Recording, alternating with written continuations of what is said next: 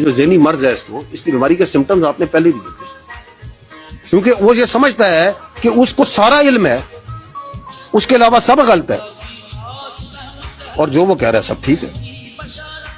और अगर आप उसके लिए काम करें, उसके साथ चलें, तो आप भी ठीक। जिसकी सियासत की डेफिनेशन ये है कि अगर मैं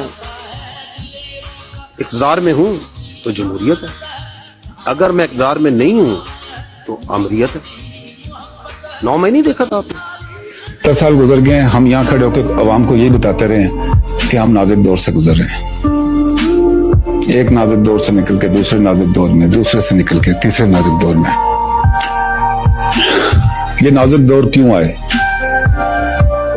और कौन इसका जिम्मेदार है, इस पर बहुत बहस होती भी रहती है, नतीजा कोई नहीं निकलता।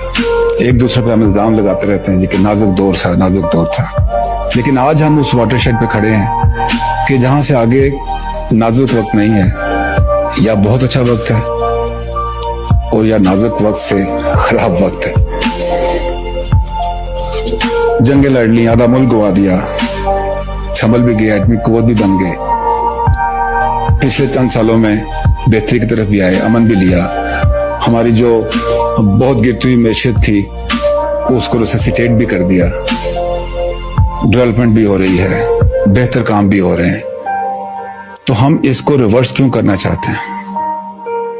क्या इस नाजुक लम्हे से, इस वाटरशेड से हम एक अच्छे पाकिस्तान की तरफ नहीं जा सकते?